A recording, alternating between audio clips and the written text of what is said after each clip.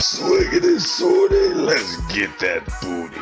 Alright, y'all. How y'all doing? Welcome back to the podcast one more time. It's the SlimCogcast. Welcome to episode 8, officially. And let's jump right in, because I got a lot that I want to talk about that's like mad interesting. Like, I am hyped up. I hope you can hear it in my voice too, because man, I've been watching me some anime. I've been playing me some games. And I've been hanging out a little taste. I've been a little, I've been a little naughty, went outside for a little bit. I know. I went outside, but it's okay. It's safe. I have the precautions. I kept my mask with me and everything, so we're fine. I feel good.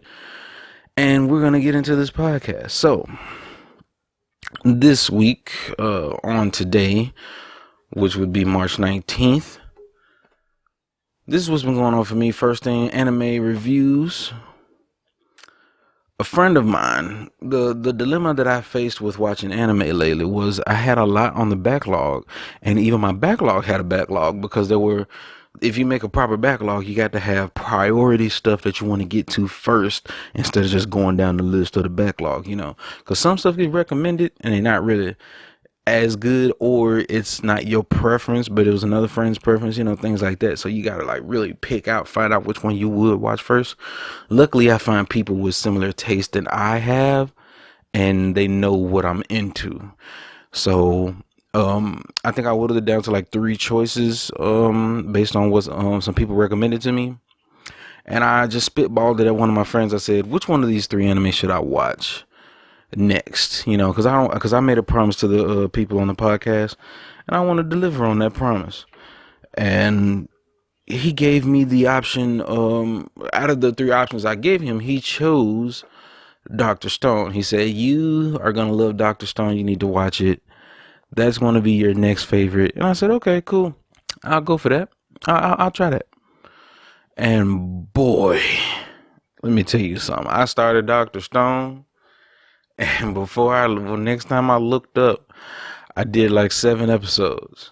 So I went and got myself something to eat. And next thing I knew, I've done 10 episodes in like one sitting almost.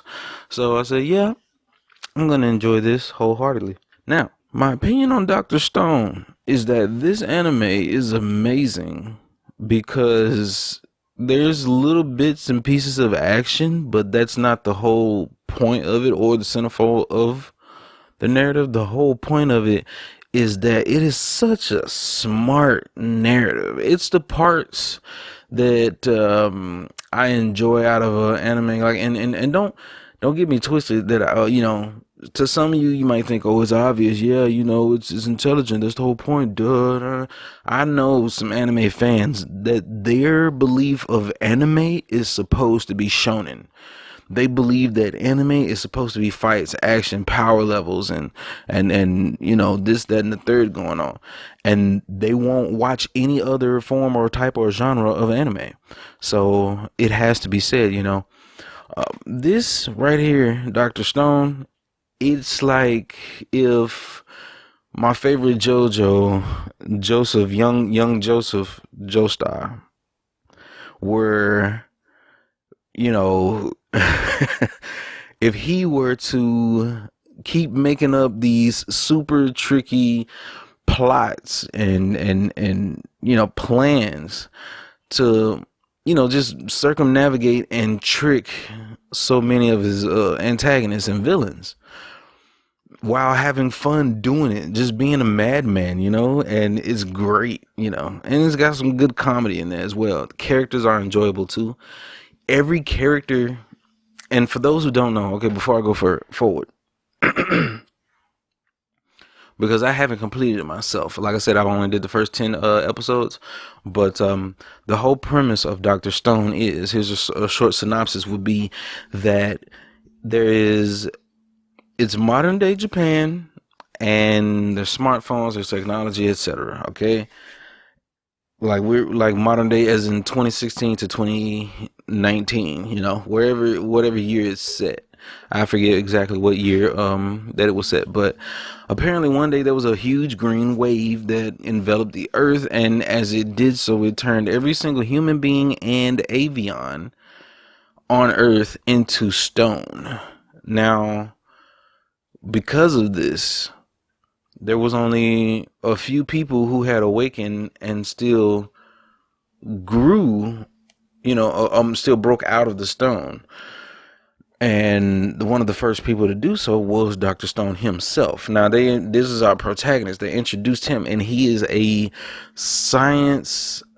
He's a scientific philiac. Like he loves science. He, even as a kid, read the entire biography of what was it, Thomas Edison, I think, or Nikola Tesla, one of them, and he built a rocket ship in his preteens, like as a kid, and he finally built a rocket ship, and he said his dream was to go to space. He said he was going to go immediately, and he settled for making a few dolls that look like him and his friends, and he launched the rocket successfully into to break out of the atmosphere, and it got outside of the gravitational pull of the earth.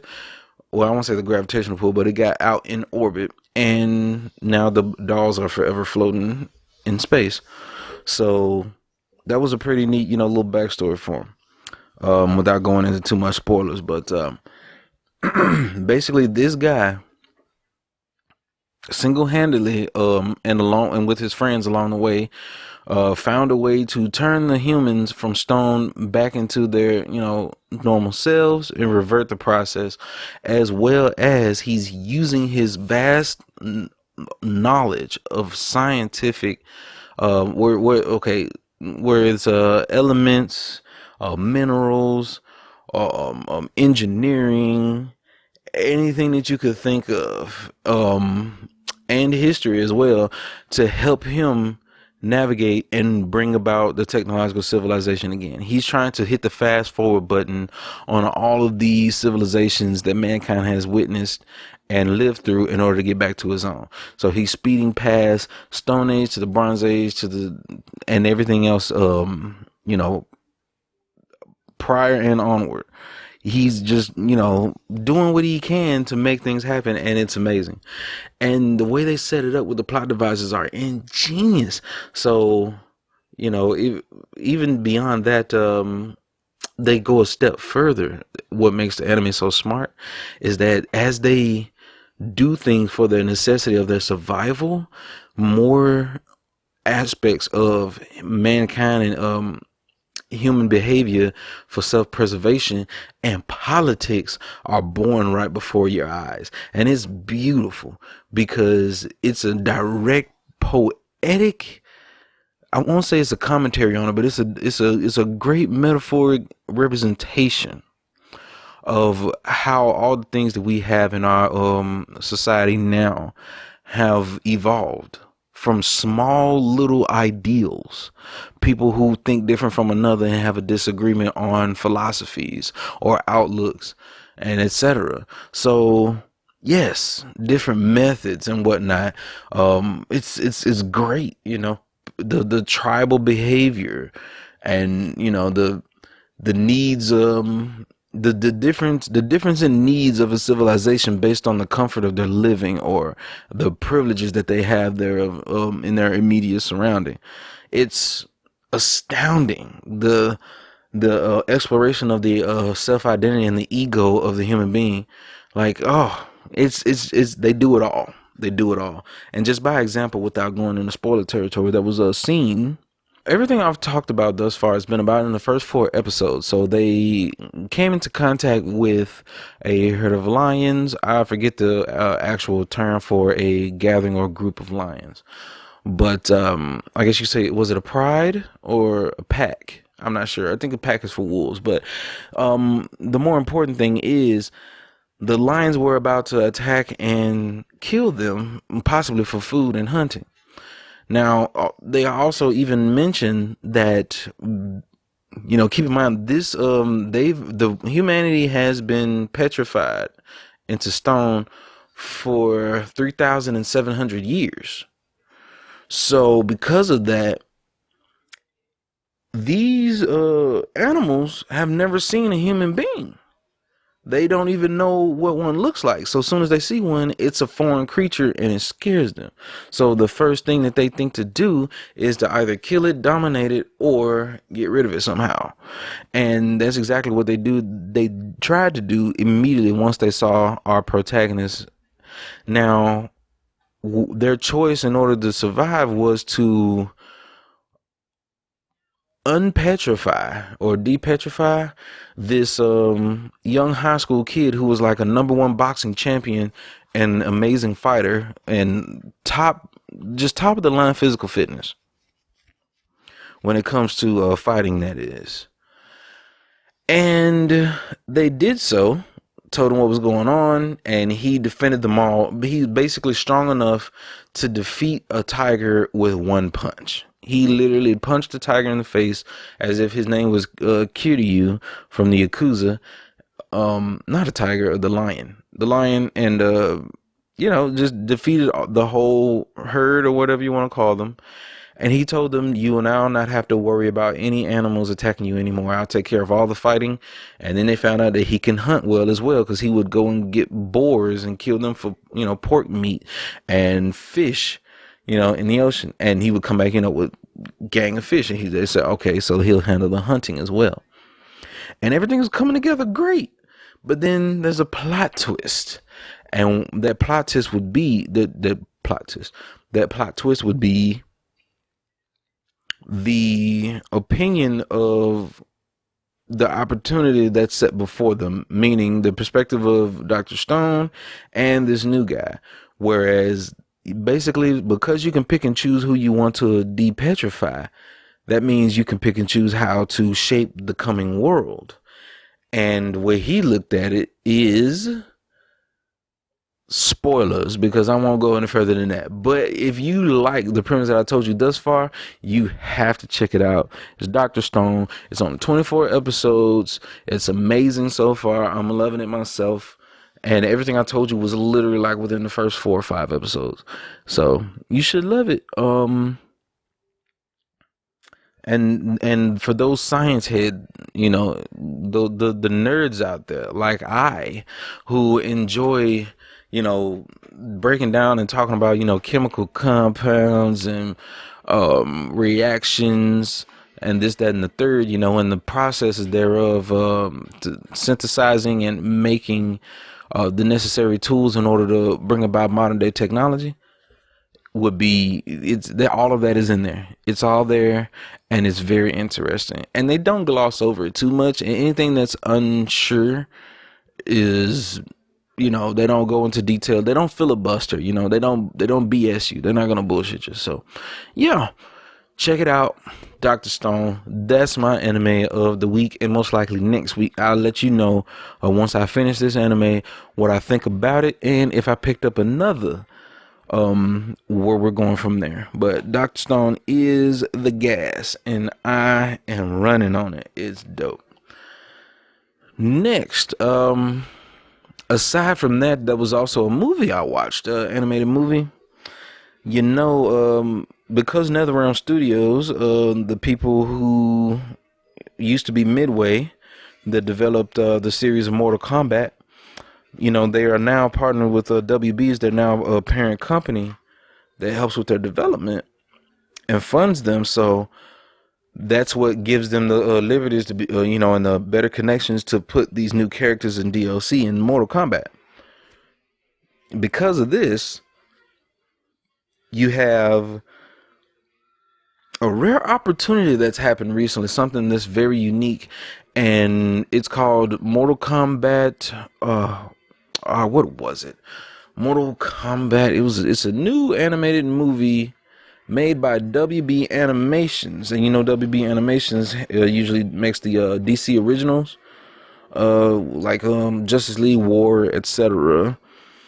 What was the name of it though? Mortal Kombat. Go ahead and look that up real quick. But yeah, I watched this movie, and it's actually amazing. Mortal Kombat Legends: Scorpion's Revenge. Amazing, amazing, amazing. The cast of voice actors are great, and it's actually pretty good. Now, lo and behold, don't go into this thinking that you're gonna see the most fluent and like every animation is not gonna be Studio Ghibli. And because I made this pretext, doesn't this premise does not mean that the animation is bad. It's good. Okay. When it comes to animation, it is a very tiring and expensive process of man hours to get this stuff done.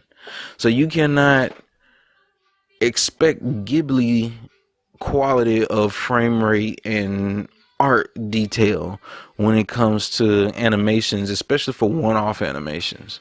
It's been a long time since we've had Young Justice and Justice League and Justice League Unlimited, or things like that of that flavor, like on a regular basis. One of the reasons Young Justice was axed because it's so expensive to create. It's real artists doing that stuff. That's why it looks so much better than the modern day stuff.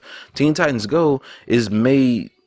That's a CG animated and 2D animation, or Flash or whatever that they use these days. I forget, but that is way faster and much easier, especially since there's less detail in the characters' designs.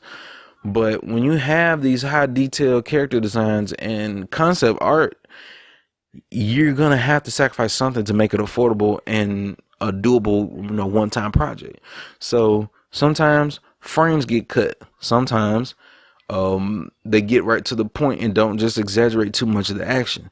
But as long as they get it done and they do it stylishly, which they did, I like. So, Mortal Kombat Legends Scorpion's Revenge basically follows the plot of the original story of Mortal Kombat and everything that starting with Scorpion and what happened to him.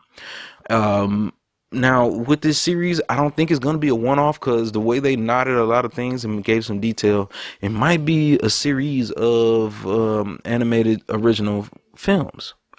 So be on the lookout on that, especially with the title called Mortal Kombat Legends, and then the subtext of the title would be Scorpion's Revenge. So we might get some more, they might explore Sub-Zero and everything because there's no history of Scorpion without Sub-Zero.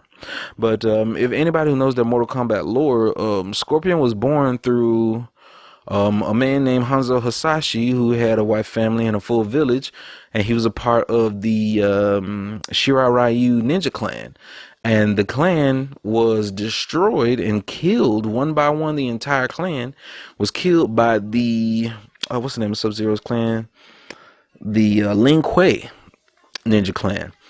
The Shirai Ryu, I think their main focuses was using fire and Kusarigama grapple hook chain blades, whereas the what did I say? I just forgot that fast. Sub-Zero's the Lin Kuei, their specialty is fighting in the mountains in the snow and extreme temperatures. So they're almost polar opposites, so to speak. And what happened was Scorpion came back to a village with his son, and his whole village was murdered gruesomely, and so was his family. And his son witnessed it, and he watched his son die right in front of him. Sub-Zero killed his son right in front of him. So finally, Sub-Zero decides to kill Scorpion himself, Hanzo Hasashi at the time. So once Hanzo was killed, he was found in the Outworld. I guess you could say he was pulled from the Well of Souls or whatever. However, Quan Chi, he worships Shinnok, an old rejected elder god, and used necromancy to revive Scorpion. And put his soul back into a body, but not his original self any longer. But he manipulated his rage and thirst for revenge in order to make him one of his champions for the Mortal Kombat tournament. And that's where it all follows, is the growth of Scorpion, and the subplot would be everything that's going on with Raiden, Liu Kang, Johnny Cage, a little bit of Jax, and basically Mortal Kombat 9 from there. If you've ever played it. So yeah, and it gets pretty good. It's, like I said, great action, good subplots, little tidbits here and there of Raiden helping Scorpion realize, the importance of his revenge, and they did it realistically. They didn't just say, "Oh, well, I had a talk with Raiden, so I'm gonna turn over a new leaf." Nah, they did it cleverly and more realistic and based on human behavior. They don't just make them heel turn immediately, and that's how you make good writing, because people are stubborn, especially when they find something that motivates them. You can't just pull the rug under a person's motivation overnight, and that's something that's great. So check it out if you got the time. Of course you got the time, you're all at home, so watch some Mortal Kombat. If you're a fan of Mortal Kombat series, and you're glad to see them actually getting a proper, like, animated film, yeah, so go ahead and check that out. Overall, I give it a solid 7.5. A solid 7.5. Yeah, because I have to compare it against, like, Batman Under the Red Hood, which is one of my favorites. You got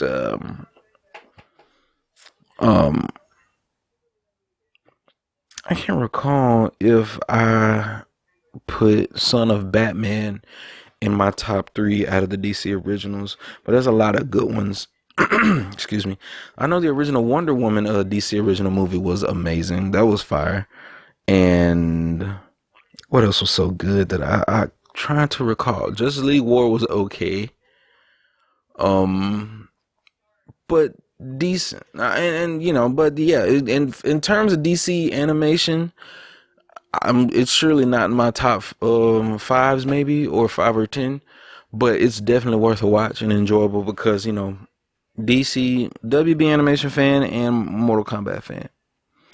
But on to the next thing. Now I can tell you what I've been playing this week, because it's been a varying amount of things, but not a whole vast amount of things.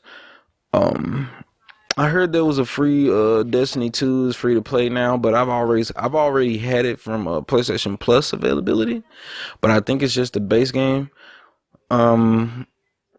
But to let the fans know that I have a hard rule about DLC. I usually never ever purchase DLC. The only DLC I've purchased thus far was Bloodborne: The Old Hunters. I haven't bought any other DLC since, and I'm still debating on other DLC for other games, like Kingdom Hearts.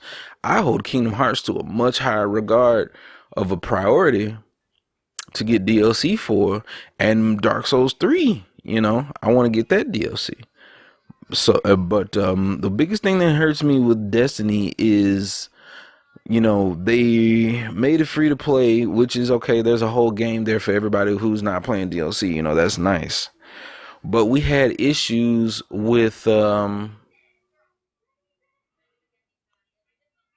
we had an issue where we couldn't join up and party, not party, what they call a fire team. We couldn't make a fire team with friends who had the DLC. So basically they lock you out from playing with your friends unless your friends buy the DLC as well. So it's really not free to play. You're actually going to still pay $50, which is the biggest thing that hurts it as well. The DLC is $50. This DLC came out, when did Shadowkeep come out? Like a year? No, it's 2 years old. The DLC itself, I think, and the game itself came out 3 years ago. Because the release day, I remember I was managing at GameStop on release day of Destiny 2. I was selling copies of it all day. People were coming in and grabbing it back to back to back to back. So clearly, when was that? Was that 2018? Or was that 2017? I think it was 2017. Either way, ridiculous. I just the frugal gamer on a budget in me just does not. I don't respect that. I feel that it's a trick to get people still pay at least $50 for the game experience, but that's too much for several reasons. One, the content is old. Digital content does not keep value like that. The only way it keeps value is if it's the branding that came with it. And by that, I mean, Consider Nintendo products. The reason Nintendo products do not depreciate once they are produced is because of the Nintendo name and the seal of quality. Meaning it's guaranteed to be just as good of a game no matter how much time passes, etc. It gets, it will have the support it needs, etc. most of the time. Or sometimes rather, but it's the Nintendo name that comes attached to it, and it's only for the first party Nintendo games. Okay, meaning that everything that's attached to it is a representation of that brand, that company.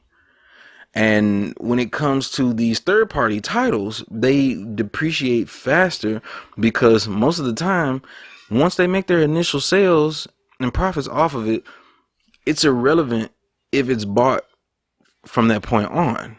It's like, say, for instance, a Ubisoft title, Assassin's Creed.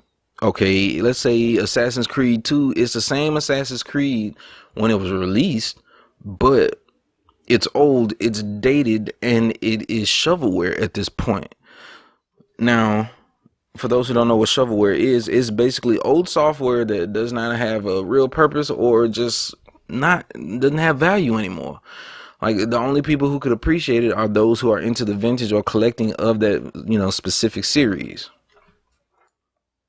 So basically, you when it comes to software, and especially digital software, it depreciates very quickly unless attached to something that's very valuable. And now, if you consider PlayStation first party games, Sony, if Sony had a hand in development, the majority of the time it's going to keep its price for a good long time, especially if it's sold well, but it will still depreciate somewhat quickly. And one of the things that they do when there's something that like literally sells a lot and almost everyone's played it, that's when the exceptional selection of games come about. And by that I mean PlayStation having the PlayStation Hits collection, which is a guaranteed $20 for games that have sold well, and everyone's it'll be easier to tell, a litmus test for this game is guaranteed to give you a good time if you like this genre. I think it's the Player's Choice or the Player's Select on the GameCube, Player's Choice on not GameCube, but excuse me, Nintendo titles. Nintendo uses the Player's Choice, and the Xbox was like Platinum Hits. So these things happen as well. But let me get back to my point. When it comes to Bungie, who developed Destiny, okay, I have sang like nothing but browbeating for Destiny ever since Bungie announced it, because at first I was on board and I was all hyped up for it. I was like, oh, Destiny, okay, this seems nice. And I played the beta. I played the beta on PS3, and I was enjoying myself, actually. I was like, oh, okay, this is interesting. It's a more serious Borderlands with Halo shooting mechanics. I'm hella down for that. Hell yeah, because I love Halo, and we get to have it on PlayStation now. Because, it gives me a reason not to have to get an Xbox. If I got an Xbox, it would be a Halo Gears and Killer Instinct box and nothing else.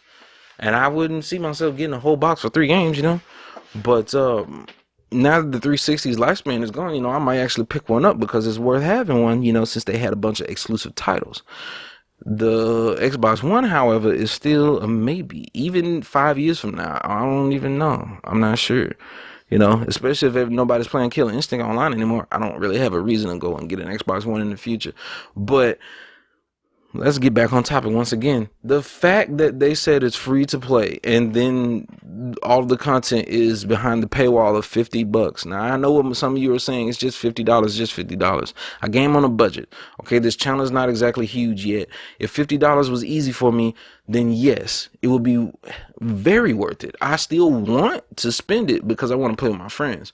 But the fact that they set up this business model like this is so evil. People are in this quarantine, and you want to charge, instead of telling these people that you're in development to make them more content or DLCs and to prove to them that the game is still alive, Or instead of letting them know that you're getting ready to make a sequel for PlayStation 5, no, let's put them on a paywall and have these people still pay at least another $50, even if it's new customers, and coerce them to buy the game some more. That is terrible.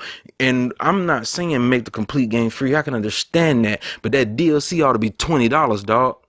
That DLC should be at least 15 or $20 at the most. That is highway robbery and barbarism. I do not condone that shit. And the reason I don't condone it is because it pisses me off. It's one of the reasons why I fought against DLC in the first beginning of the whole start of this whole DLC shit when the PS3 and Xbox 360 generation came around. It was giving them opportunities to price gouge people, and that's insane. The software nowadays, the price for it is inflated, and don't give me that, oh, it's for the developers type of argument. I can't stand that. These developers are getting paid, but when they're getting scammed on their pay, it's not because of what the gamers are spent on it or not spending on it, this, that, and the third.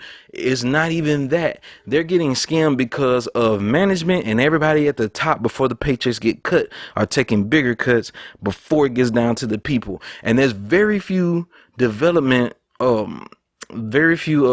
companies that actually pay their people correctly.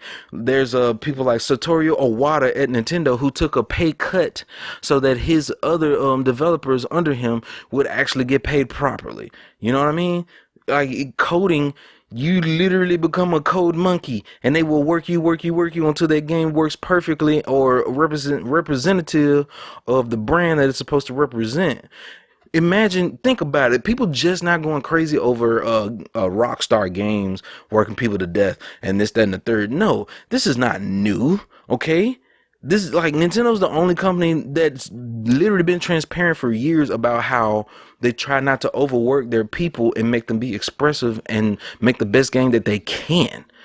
But when it comes to these other companies, they're so driven to compete with Nintendo. Nintendo's always been the big bad, and they would crack the whip to make their coders and workers and developers try to go up against them. You had people at Konami getting straight up screwed over working for that company. Kojima got screwed for years. Capcom's been screwing over their employees for years, decades. This is not new, and that's why Bungie gets no pass, no excuse. Do you know how much money that they made from Halo, the Halo series alone? They made a complete sequel to Halo and they barely changed anything. Small tweaks and balances, and most of the money and time and development was in making the campaign, and that's it. That's it. They've made so many sequels to Halo, and it's been almost the same game with little changes over the years. Very little. That game makes blockbuster money, bangbuster money, and it's still making money. They had so much from that they were able to jump to an entire new platform and make a multi-platform MMO. And let's not even go past that point. Let's get down to the brass tacks here, okay? Destiny as a whole, from the first one and to the second one. The second one's better than the first. I'll give them that. They improved, but they are still screwing over their people, okay? They haven't done proper expansion packs. They're supposed to release new stuff by the year at least, bro. Like once a year, there should be an expansion pack of something new and better and more to do in that game. You call that an MMO? There are games that you can play, MMOs you can download. Go to MMOHut.com right now. I don't know what it's called. I don't know if it's still MMO Hut, but you can Google it and it'll redirect you to the proper site. But there's an entire site dedicated to MMOs that you can play on your PC that is better animation, cooler, more fun, and more new content on a regular basis that you don't even have to pay for. You don't even have to pay for it. They just update the game and there's more raids to do. There's more on your PS4. Even if you don't even like MMORPGs. You like your shooters. Okay, I understand people are stuck in the shooter, you know, the fact that it's a MMO FPS. which is still an RPG just with, guns, but still, like the fact that they were able to fool so many people for so many years, that game is cheating you. You overpaid for too little. And it's probably grindy as hell with very little payoff. And I find that astounding. And I don't please understand.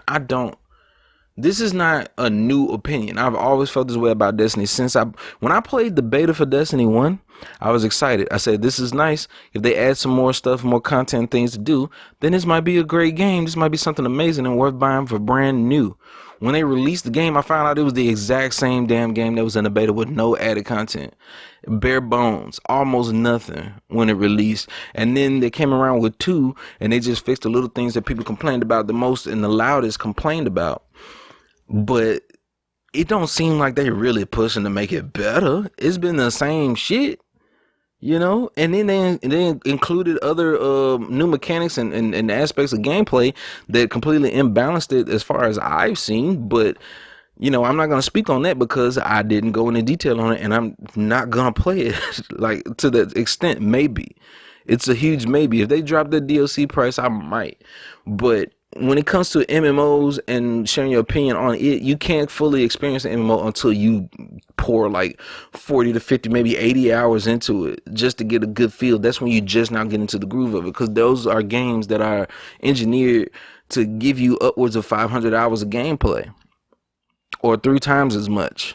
So I can't devote my kind of time to that right now, but I mean, there's so much better economy systems and paywalls out there. DC Universe Online, MMO I played for about on and off for about 2 or 3 years. All you gotta do is, if you pay per month, which is like what? I think it's like $5 or $10 a month. Was it $20 a month? Something like that. But you just get access to everything.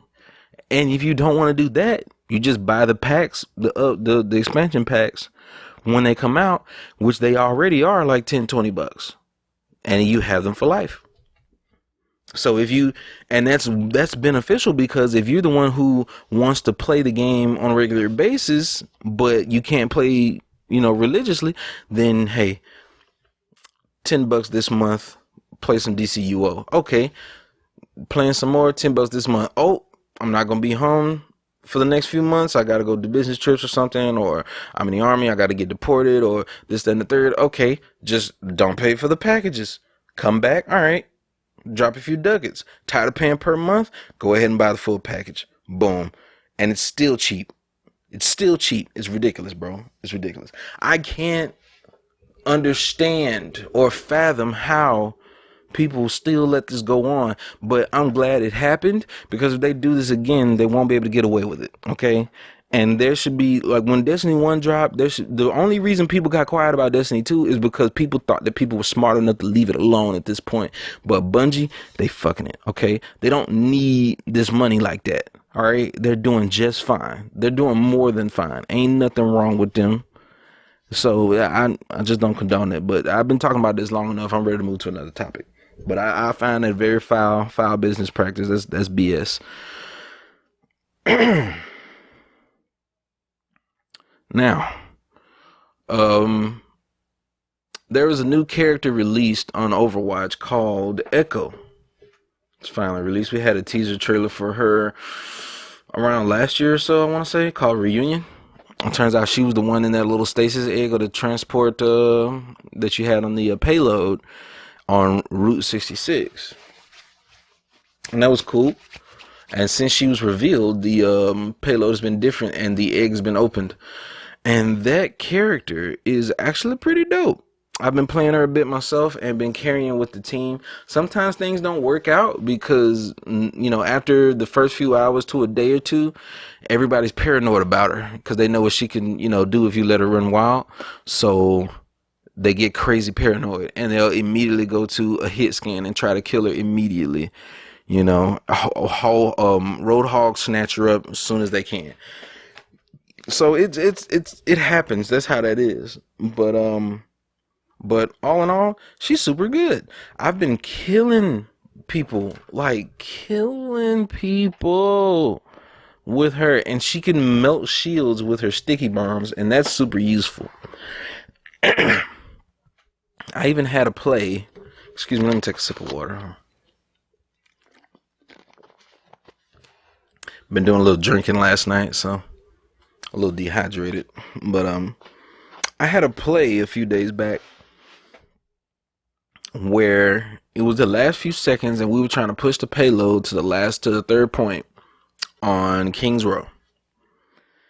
And one of our healers got picked off. And I had my ult as Echo. So I decided, okay, it'd be more beneficial, instead of copying a DPS like everybody else does, let's be big brain and copy that Lucio. I did just that. With that Lucio, not only was I able to boot them off of the payload, because I have a hell of hours on Lucio. I'm a damn good Lucio. But not only was I able to boot them off of the payload one good time, but also I was able to build up a beat in almost no time. It was amazing. So because of that, we survived and beat them immediately. When I pulled that off, my boy was like, "Yo, you know you did that one. Like that was amazing. Like you went in on them and did exactly what we did. You gave us what we were missing." And I was like, "Well, that's what it takes." The spirit of Echo is the open free the free hero pick without the role queue, but keeping it within balance, meaning you can only have one extra healer or one extra tank, no more than 2 DPS with Echo active. And that's ingenious. It's great, even because it works. Because I'm gonna tell you something, they have this new competitive queue side mode that you can play to gain SR on with open competitive without role queue. And this open competitive without role queue, I did a few matches on it, and it was jarring, because I was like, damn, how did we ever play Overwatch like this? Look at this mess. We're losing and we're not even playing the game at this point. It's just us getting slaughtered because there's 5 DPS and 1 tank, or there's 4 DPS and 2 tanks, or there's 1 healer and 5 DPS. I don't know how we ever got by playing Overwatch like this, and it felt primitive or archaic. So I'm glad that we have the role queue now. It works out, and the only downside is the long queue times for the DPS, but who feels bad for DPS? They're the most egocentric role in Overwatch, just as much as the ADCs and the APCs are insufferable in League of Legends. Now, speaking of which, oh, and by the way, before I just jump off, for those who don't understand or know, Echo has abilities where she can shoot a row of sticky bombs. She has a 3-point shot that's a projectile, so there's no hit scan there. And she has a short-lived laser that does very minimal damage to targets, but it does an astounding amount of damage and melts them down if they're less than 50% HP. And her ultimate is Duplicate, where she can copy any enemy character and be them for a limited period of time with accelerated ult charge. But she cannot copy herself. And that's Echo, and she was pretty fun. So yeah, 10 out of 10 character. I'm loving it. But yeah, on another note, to segue into League of Legends, I played a little bit of League of Legends. I came back to League for the first time in about a year or so, and boy, I still got it. I am wrecking fools. My ADC skills are still strong. I hadn't tested my jungle skills yet, but it seems good. My laning is still good as well.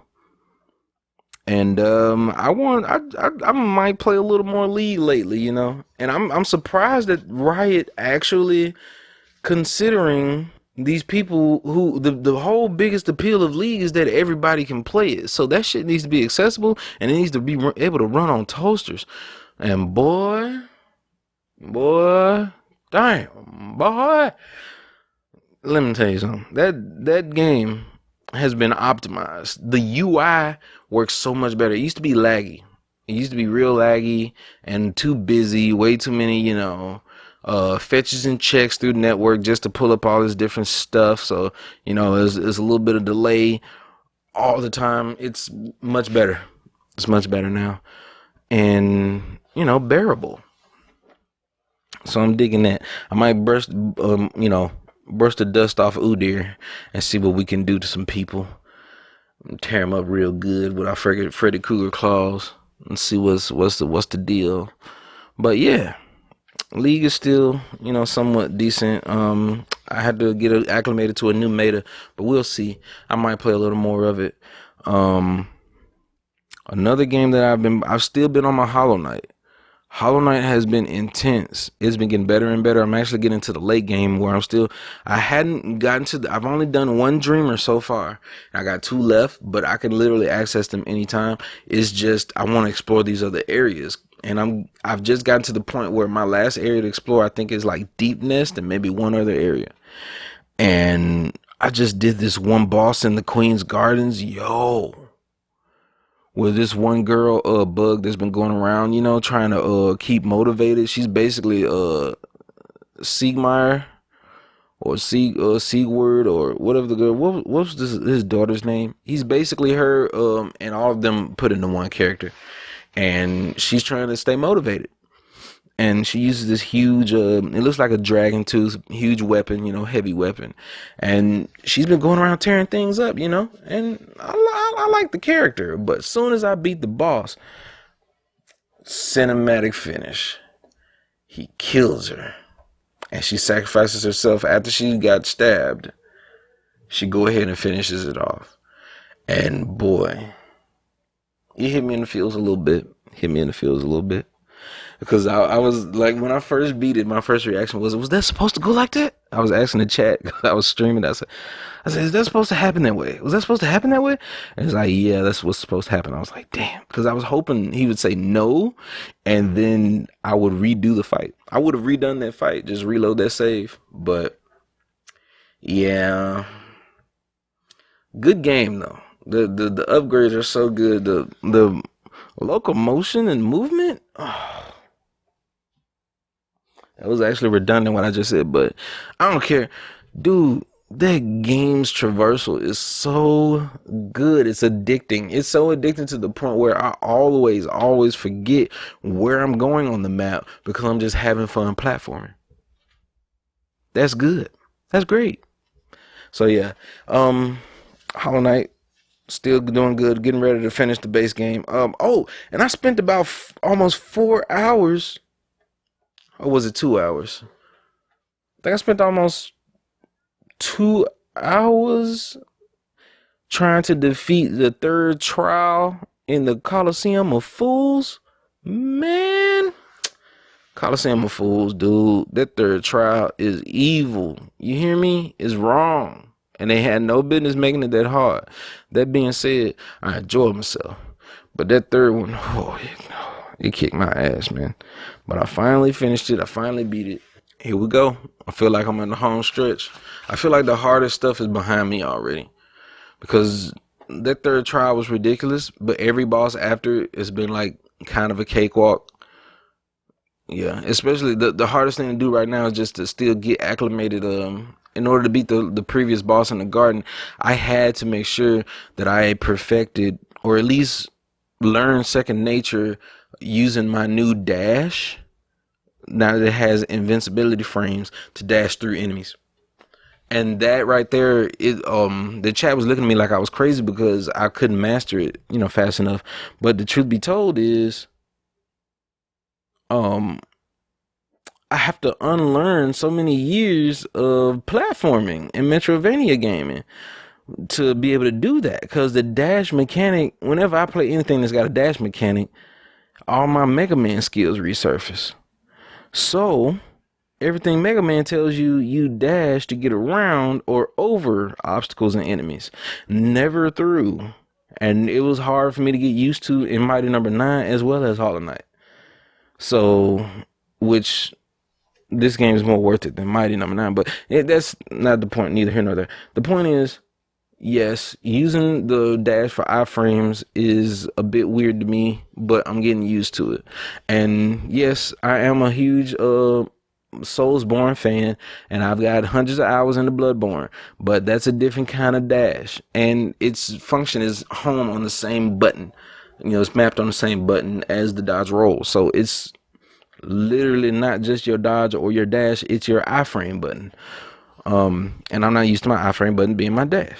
So all in all, the experience has been great and it's amazing. I'm actually kind of scared. I actually don't want Hollow Knight to be over, but it looks like it might be as I play it some more. But yeah. So aside from that, that's what I've been playing this week. And I've been playing some JoJo Eyes of Heaven. Oh my god, son, that game is so good. As a JoJo file, I love it so much. It's so good. Like one of the main points, and I'm just gonna touch on this and move because it's an old game, I know, but I'm just not getting here because I game on a budget and I wait for price drops. So deal with it, dude. JoJo Eyes of Heaven is probably the best JoJo fighting game that we've gotten yet, and it's amazing. This is a real arena fighting game right here, and it is great. Like, one of the fights I did was young Joseph partnered with Caesar, Joseph Joestar and Caesar Zeppeli, against Cars and Wamu. Wamu did a finishing kill on Caesar with a special ultimate attack, which triggered a cinematic death. And the cinematic death was like, exactly straight out of the manga, where he left the Hamon blood bubble right before he died. And Joseph just went and screamed, and they animated that whole panel where he was just like, Caesar! And I was like, yo, this is so lit. So yeah, shit went hard, bro. I'm up in there like having the best time of my life, boy. At like 6 a.m, man. That jump was lit. I'd never been so happy in my life. I might put that as the ending clip of the week, or one of the clips, or maybe a middle clip. I don't know, but it's gonna be in here some kind of way. So, but yeah, I might put it right here. Yeah, but all right. Feature Slim, do the clip thing. Come on, Caesar. Come on, Caesar. Come on, Caesar. Hell yeah. So yeah, JoJo. Good shit. Alright, beyond that, let's see what's next. That's pretty much the gist of everything I played this week. Planning on playing, I can't say yet, aside from finishing Hollow Knight. But let's get into the news. Let's run it down real quick. Let's get this over with. Alright, news of the week. Now, first things first, Resident Evil 3 was released this past week. And it shipped 2 million units 5 days after release. So the sales have been amazing for it. And everybody's hopping on it, Because not only is it a new coat of paint on some nostalgia, but, it actually seems like a pretty good game. With new mechanics that doesn't hurt the experience at all. So, yeah. I'm pretty sure it's pretty dope. I wouldn't mind having it myself. And it looks like it's growing a huge online community with the Resistance game mode. So the DVD fans, they seem to be, somewhat migrating. And I find that pretty good. That's nice that there's new life in that genre. Asymmetrical gameplay might be the future. All right. And according to EvoStrix right here, evostrix.com, we have an article that says that Riot is offering $100,000 to anyone who can find anti-cheat exploits because of the controversy that sparked about their anti-cheat system called Vanguard. Now, we can go into that as well because this segue, these are both of these articles are pretty much go hand in hand. And here's another here on PCGamesN.com where Riot explained why Valorant's anti-cheat runs at system boot. Now, there's levels of security when it comes to installation and files and what privileges that certain software has on your system. And when it goes down to the kernel, then that's when you have like almost pretty much administrative access to do what you want with the game and monitor files. This in the anti-malware and virus world is called a rootkit. Root meaning it is a kit of software that is installed directly at one of the highest priorities or permissions, aka the root of your system. And it can be dangerous if it's compromised. And video games are always reverse engineered, code wise, reverse engineered, hacked, modded, etc. So the reason that it was about a bunch of controversy about it is for two fronts. One, they don't know what Riot will do by monitoring your files and what you do on your computer. And two, what's to say if there's a vulnerability on their part which allows other hackers and third-party hackers to do what they will with your system if you have Valorant installed. So they had a lot of people worried and people up in arms about, which I don't blame them.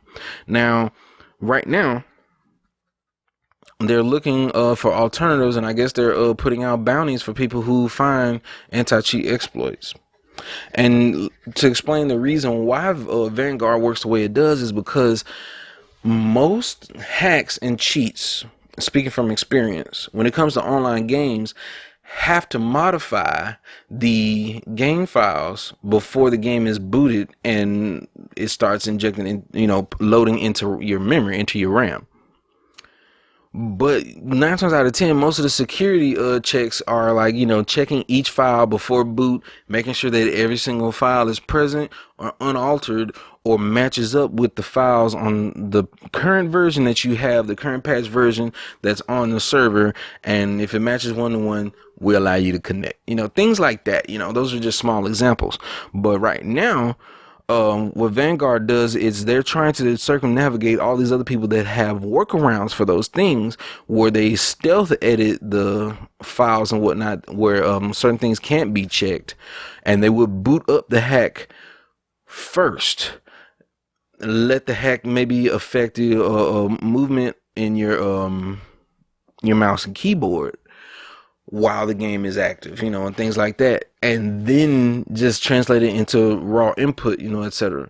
So it's different things going on involved in that, but I won't go into great detail because this is just speaking in experience of use of them, but not in the development of. I am not a coder. I do not write software, but this is what I have amassed from my research.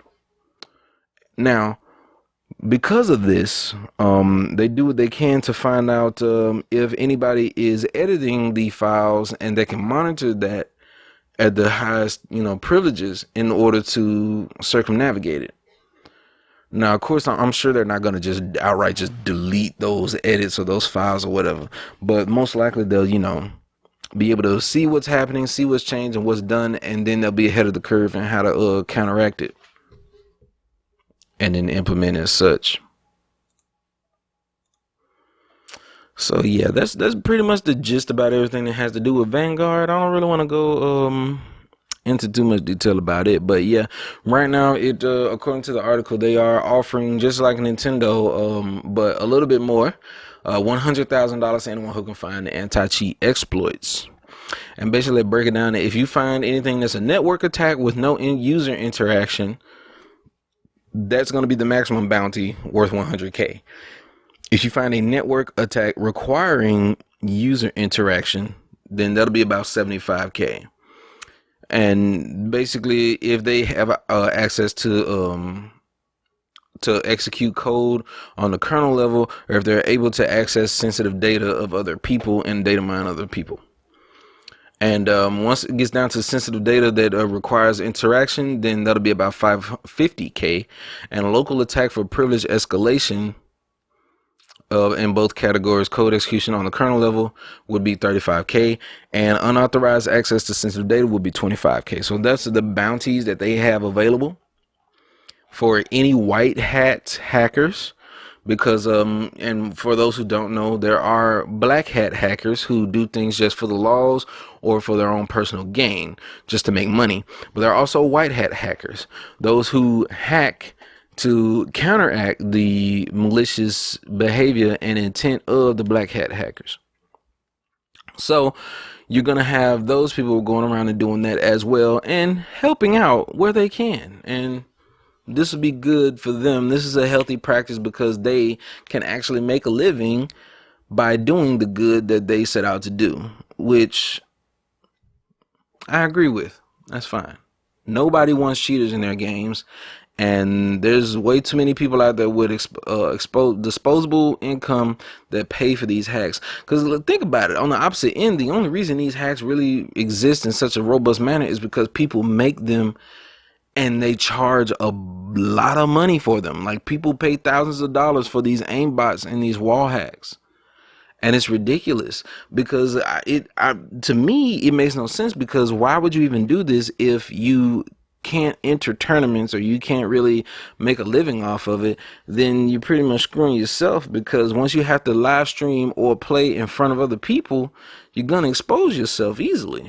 It's dumb, honestly, but you know, to each their own. You know, everybody has their own reasons. So there's no benefit to wondering why. You'll be running in circles all day. So next thing this week, which is also somewhat related, is there's been a rumor going around that Cooking Mama Cookstar for the Nintendo Switch was data mining Bitcoin.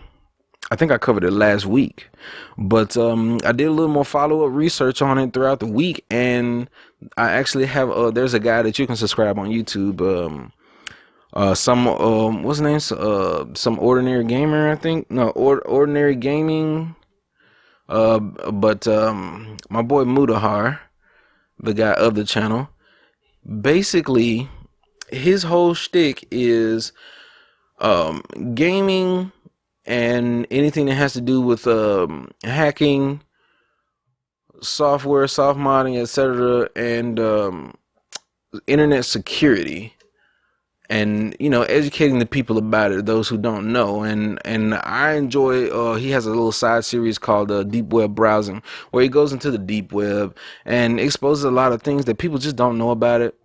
So yeah, it's great stuff. And I don't know. I've seen everything that he's had to say about it, and thus far, I like what he's already what's the word I'm looking for? Clearing the air of ignorance. And he has a modded Switch, and he was able to monitor everything that he had a copy of Cooking Mama, and he monitored the entire thing to see what processes and how much processor power it's using, how much RAM it's using, and how busy it is at the time. And it turns out that based on what he surmised, that there's no Bitcoin data mining on Cooking Mama, number one, and number two, it's just a terribly coded game. It's not optimized at all, so it's using more resources than it should. And that's the whole problem. Now, with that being said, because of this, now people are dialing it back, and they're not really spreading the rumor anymore. But what is going on is you have, well, at the current moment, let me see, who's the license holder of Cooking Mama is taking the developing studio Cooks to taking them to court over not responding when the license holder told them to optimize the game better, so that they can port it to other platforms. And he said, before we do so, we're gonna need it to be optimized. But they did not do so, and it's still trashly coded, and just tossed together. So they decided to just release it as is, and he is not pleased. And I don't blame him either, because if he if he like, okay, say for instance, if the game was optimized coding wise, it would use less processing power. It would probably use less RAM per, per action when it comes to, whether it's gameplay, loading screen, title screen, etc. And there will be no room for this assumption and this rumor to be so exacerbated. It wouldn't have gotten as big as it did if not for the ridiculous and possibility that thereof. You know what I mean? Like, it's so ridiculous, but it seems more plausible because of the amount of resource that it's using. So anything dumb like Bitcoin mining on an actual real or AA game developed game released on these actual platforms using bit mining software, like what? You know what I mean? So yeah, it wouldn't have been believable if they had done what he said. That's business for you. But he's trying to get them into court now. I don't feel, completely bad for them. But this is how things go. And that's something he should do. Planet Entertainment, yes. So, hopefully everything works out good for both parties. And we just learn and get better, Well, you have to do your job. And if you don't work and do your job properly, then it causes bigger problems along the way. When you just get it done to get it done, then those little problems will snowball into bigger problems. That's just life in general. Do it right. You do it right the first time, and things get better on down the line, or at least the best that you can. Don't be so hard on yourself. You do it the best that you can from the start, and that way things become easier over time. Now, in another note, since speaking of the Nintendo Switch, China wants to ban all online gaming and chats after an Animal Crossing mishap. Now, the Animal Crossing mishap, right here, according to Tech Times, who covered it again, but apparently there was a guy who, by the name of, what was his name? One of the Animal Crossing players and game owners by the name of Joshua Wong. There's this feature in Animal Crossing, the new Animal Crossing on the Switch called New Horizons, where you can literally make your own textures and you can pour in your own, pictures of anything, whether it's t-shirt logos, gaming, box art, anything. And this guy decided to import this flag that says Free Hong Kong because of all the things that's been going on lately, thanks to them releasing the virus, the what virus, the big bad boogeyman of the times. And this is hilarious because the fact that he put that one texture in the game made China react in such a volatile, violent way. And now, because of such, they wanted to ban access for the country to play the said game for a 23-year-old activist. And he protests Chinese government using it. And now they want to put online gaming curfews for minors from 10 p.m. to 8 a.m.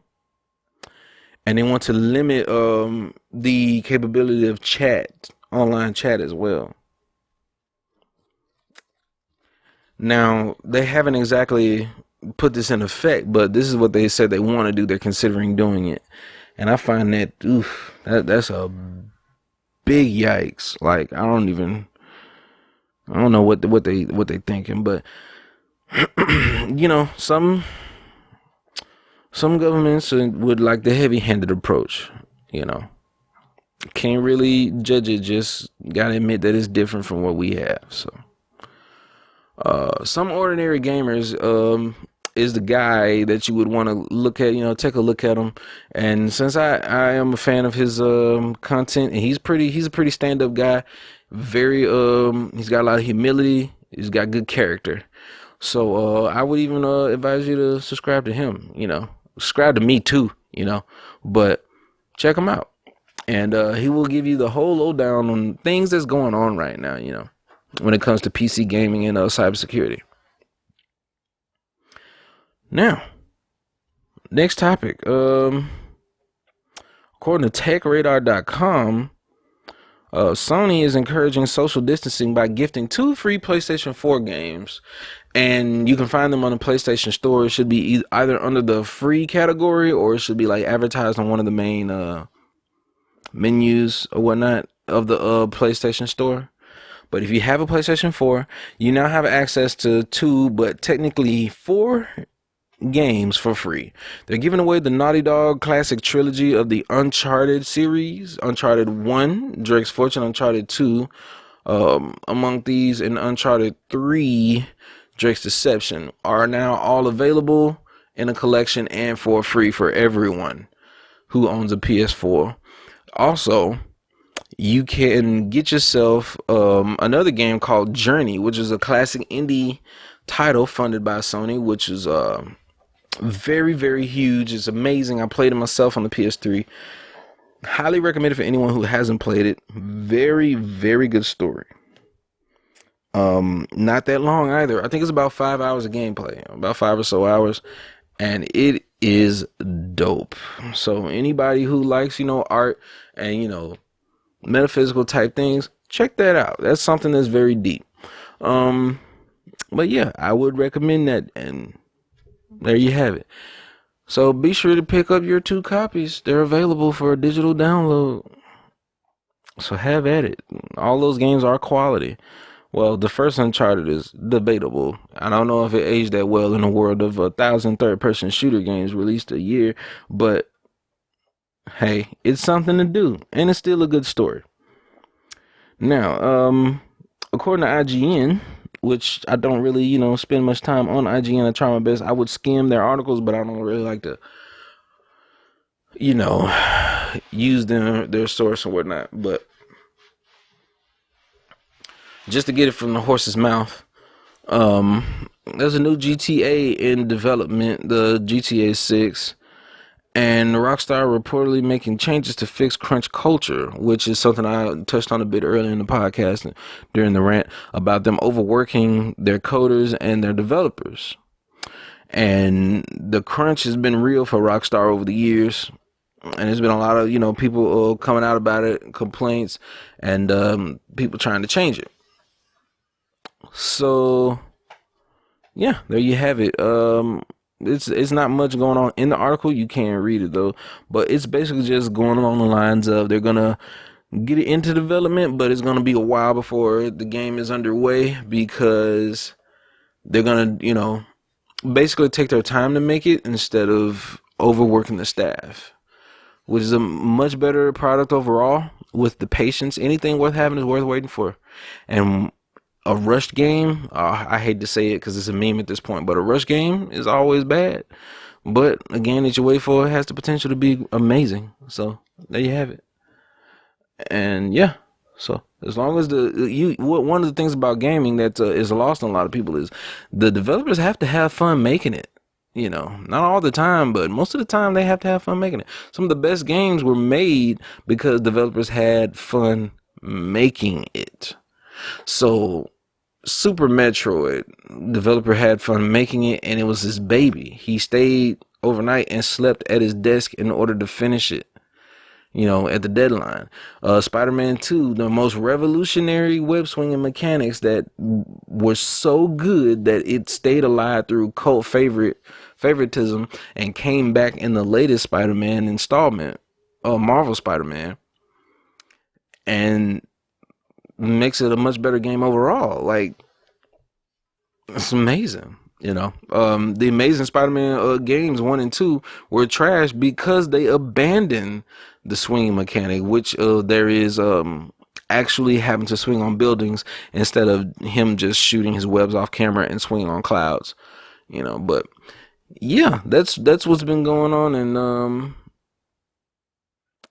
in the development hell, over these years. Developers had to care about the product that they're making, and they can't care about it if they're being slave driven like it's a job. They went to school to learn to make games because it's a passion. You gotta let that spark and that passion not go rampant and go wild, but you gotta let them express it a bit. So yeah, and that's one of the reasons why the previous GTAs had a little more soul to it. Cause we can't lie, like GTA 5 had more soul than San Andreas and Vice City. Okay, we're not gonna sit here and say that. Okay, now I'm not saying 5 is bad, 5 is good, but it didn't have the longevity because of the Grand Theft Auto. It had its longevity because of the online community. It was just like Destiny being Baby's first MMO first person shooter.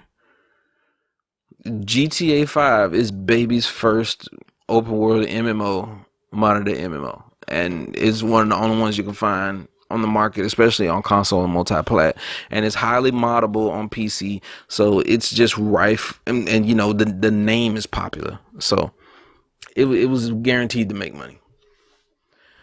So here's to 6, and hopefully it's gonna be good. So yeah, shit's crazy, right? We should have some fun with it. Next here, back at PCGamesN.com, Call of Duty Warzone PC cheating is such a problem that console players are turning off crossplay. That's insane. Didn't I call this? Didn't I say this about 2 or 3 podcasts ago? That these people are playing against PC hackers. It's not going to work. We've been saying this for years. You can't put console players who are using controllers against a keyboard and mouse PC player. It's not going to happen. It's not going to be an even playing field at all. Why do you think so many people spend so much money just to get adapters to install for their PS4 so they can use a keyboard and mouse on a PS4? And then those are the people who hold the top 500 ranks on PS4 Overwatch, or the top ranks in other competitive games like Apex, is because they're using mouse and keyboards or modded controllers or temporary controller mods via USB. These things are real. It's real. People are cheating. They cheat. They don't want to get good because of the fact that even if you get good, no matter how good you get, there's always a chance that things that you can't control are going to affect your victory. It's not like fighting games. That's one of the things you can't truly level the playing field in shooting games, especially when it's something like battle royales. A fighting game, everything that's done is based on you and your choices alone and the matchup and how much you know your knowledge of the game. When it comes to a shooting game, especially a battle royale, it doesn't matter how good your aim is or your decision making. You could always get third party and just run up by another squad to shoot you in the back, or the very moment that you decide to cross a street was the very moment that somebody decided to look through their scope and they find you and pop you one good, even though they were nowhere near you or even going your way, but they just decided to kill you along the way. Like, there's a lot of things and random factors in battle royales that have people going crazy every day thinking that just because they lost means they're bad, and it's not. It's just a big old fat randomness in it, And the best way to eliminate that randomness is with skill, but you can't do so with a controller. Those who are best at eliminating those randomness are using mouse and keyboard. Another topic this week, well, I'm gonna just let it be known already before I move on, that Infinity Ward reported that they did 70,000 bans worldwide to protect Warzone from cheaters. That's a temporary band-aid. They're gonna change IPs and get right back in and do it again. So that 700,000 is going to be about, probably about 200 or so thousand is going to still be able to keep using their hacks and just make a new account. If you ever see anybody with an account name like 452678 RLOW45, things like that, just a bunch of lowercase letters and numbers or a bunch of random alphanumerics, those are throwaway accounts, bro. You make a separate throwaway account, you just type in whatever, you just go and play on it until it gets banned. And that's what they do. And rinse, repeat. So it's like, you're not gonna completely stomp it out unless you do something about it. But at least they implemented. I will give them credit though. At least they implemented the option to not play crossplay, so you can only play with others that are on console. And lastly, not to put it out on a somber note, sad note, but Resident Evil's voice actor from the original Resident Evil 2, back in 1998, Paul Haddad, has died at 56. He was going through a bunch of health issues, and they even had like a little GoFundMe, a fundraiser, so that he could survive. It was a neurosurgery, and he was doing good and whatnot. He was holding on, but I guess he gave out right here in about 2 or 3 months ago. Is the last time that he had a online presence. So yeah, that's the gist of it. I suppose he was reported dead around the 15th of this month, so about 4 days ago. So rest in peace, the original Leon Kennedy, Mr. Get Down, Pop. So yeah, but and I won't go out on a sad note. One thing I do want to touch on is the latest things for Valorant. I've been watching there's been an invitational tournament with Shroud and Tim Tapman and a bunch of other favorite top PC shooter skilled people in the esports guys, and it's been insane. It's been insane. Some top level plays and amazing things. Also, there was a little skirmish between Shroud and his team against the developers of Valorant, who are also it was developed by ex esport pros, so that's gonna be good. So it was great content, and I urge you all to check it out. They even did a rematch, and boy, it was hilarious. So yeah, check it out. Good stuff. It seems like Shroud's team is going to be the best of the best thus far until new people rise up and get good at the game. But as of right now, ain't nobody messing with them but the developers. So yeah, all in all, I won't keep y'all here too long because I gotta keep the time down on this thing. It's been running forever. So I'm just gonna go ahead and let you know that I love you all. I hope you take care of yourself, please. I hate to say this, but I have to. So leave a comment. Let me know what you like and don't like about this channel, and what would you like to see. And also like it and subscribe so that the YouTube algorithm gods can, get my stuff out there so more people can see it. The first goal is to get to at least, maybe 25 people or so to listen to the podcast per week, and then we can reach for the hundreds after that, and so on and so forth. So but right now, if I can get to 25, it seems that'll be a small milestone that's possible to reach, hopefully before the summer's out, maybe even before then. It shouldn't take that long to get 25 faithful fans. So all in all, like I said again, love you guys. Take care. And always keep in mind the channel motto. Okay. Oh, and don't forget Twitter at SlimCogcast mode. I should have it listed, and it's possibly in the video itself. But yeah, go ahead and give me a follow on everything, and show your love, man. Spread the love. But channel motto, remember, intentions are the most important. Actions ain't nothing but loud. Words don't mean a damn thing. Y'all have a nice week.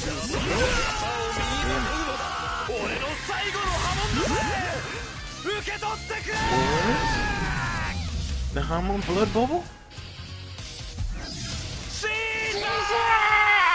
Oh my god, that's so cool!